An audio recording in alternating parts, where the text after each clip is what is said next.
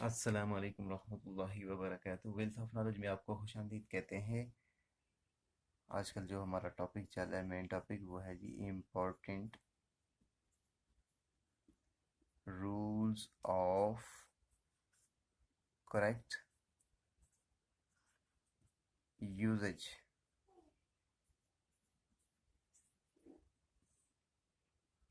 तो मज़ीद आगे बढ़ने से पहले अगर आप मेरे चैनल पे नए हैं तो मेरे चैनल को सब्सक्राइब करना ना भूलिएगा, लाइक और शेयर भी कर दीजिएगा ताकि जैसे लोगों की इल्म में इजाफा हो सके। तो आज का जो सब टॉपिक है वो है जी इसका मे और माइट है। मे माइट ये कहाँ पे इस्तेमाल होते हैं इस वीडियो में आपको बताऊंगा इंशाल्लाह। सबसे पहले इनका वो तारीफ है, मतलब ये अल्फाज इम्कान को ज़ाहिर करते हैं और बाज़ बाज़ दफ़ा ये दुआया कलिमात दुआया फ़िक्रों में भी इस्तेमाल होते हैं।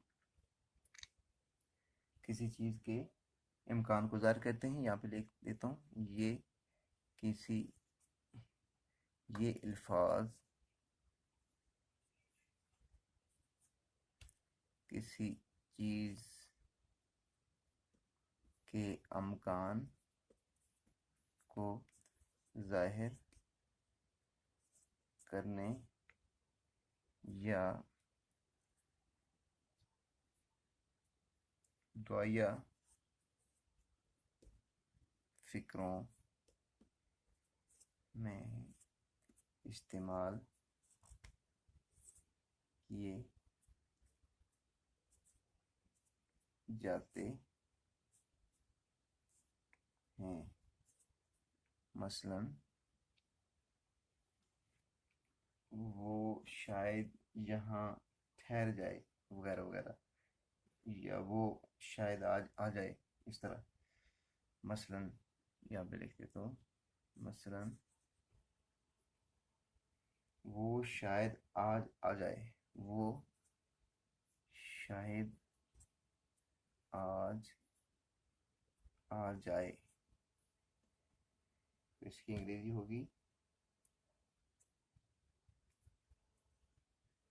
he may come today, he may come today। उसके बाद है जी दूसरा बना लेते हैं यहाँ, वो शायद यहाँ ठहर जाए, वो शायद यहाँ ठहर जाए।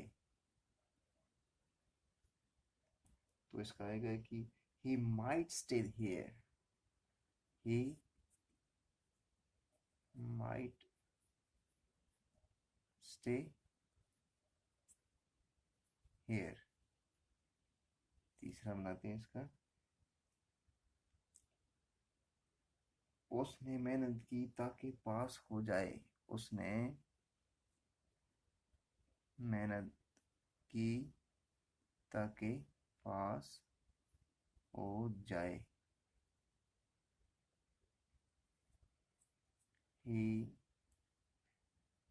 he worked hard so that he might pass, he work, worked hard, he worked hard, he worked hard so that ताकि he might pass, he might pass।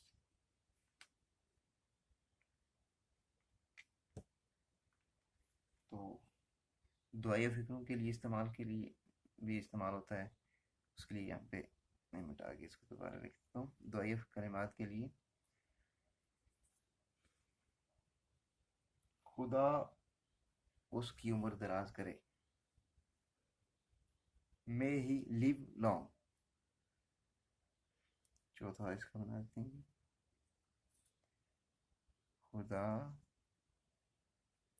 उसकी उम्र दराज फरमाए। May he live long। तो आज के लिए इतना ही। उम्मीद है कि इस वीडियो की समझ आपको आ गई होगी। अगर आप मेरे चैनल पे नए हैं तो सब्सक्राइब करना ना भूलिएगा। मिलते हैं एक और वीडियो के साथ। जब तक के लिए मुझे दीजिए इजाज़त। अल्लाह हाफिज़।